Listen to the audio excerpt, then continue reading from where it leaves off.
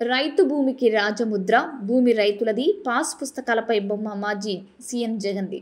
సరిహద్దు రాళ్లపైనే ఆయన బొమ్మని చెక్కించుకున్నారు. ఇలా నాటి సీఎం జగన్ ఫోటోల పిచ్చిపై రైతు ఆందోళన వ్యక్తం చేశారు. తాము అధికారంలోకి వస్తే రాజముద్రతో కూడిన పాస్ పుస్తకాలు అందిస్తామని నాడు చంద్రబాబు ప్రకటించారు. ఆ మేరకు రాజముద్ర, భూ యజమాని చిత్రాలతో 52,579 కొత్త పాస్ పుస్తకాలు జిల్లాకు చేరాయి. 100 ఏళ్ల తర్వాత భూములు రీసర్వే చేస్తున్నట్లు నాడు వైసీపీ ప్రభుత్వం గొప్పలు చెప్పుకుంది. జిల్లాలో 1048 రెవెన్యూ గ్రామాలుండగా 320 గ్రామాల్లో రీసర్వే చేపట్టింది. రైతులకు కనీస సమాచారం లేకుండానే హద్దులు పాతారు. ఆ సర్వే కూడా తప్పుల తడకగా సాగింది. ఇది రైతుల మధ్య వివాదాలకు దారితీసింది. పల్లెల్లో భూ పంచాయతీలు పెరిగాయి.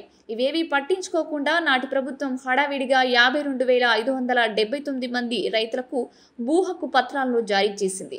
జగన్ ఫోటోతో కూడిన పట్టాదారు పాసు పుస్తకాలు ఇవ్వడంతో రైతుల నుండి తీవ్ర వ్యతిరేకత వ్యక్తమైంది. చివరకు రీసర్వే చేసిన ప్రాంతాల్లో హద్దురాళ్లపైన జగన్ బొమ్మను చెక్కడంపైన రైతులు ఆందోళన వ్యక్తం చేశారు.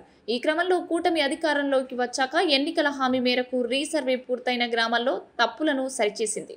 రాజముద్ర, భూ యజమాని ఫోటో, పూర్తి వివరాలతో కొత్త పాస్ పుస్తకాలను తీసుకొచ్చింది. రీసర్వే జరిగిన 320 రెవెన్యూ గ్రామాలకు సంబంధించి 52,579 పాస్ పుస్తకాలు తిరుపతికి చేరాయి. వీటిలో చిన్న చిన్న తప్పిదాలు, మృతి చెందిన వారివి, నోషనల్ ఖాతాలు ఉన్న 24,636 పాస్ పుస్తకాలను పెండింగ్ లో ఉంచారు. మిగిలిన 27,942 పట్టాదారు పాస్ పుస్తకాలను కలెక్టరేట్ నుండి ఆయా తహసీల్దార్ కార్యాలయాలకు పంపించారు. త్వరలో భూ యజమానులకు వీటిని పంపిణీ చేస్తామని డిఆర్ఓ నరసింహులు తెలిపారు.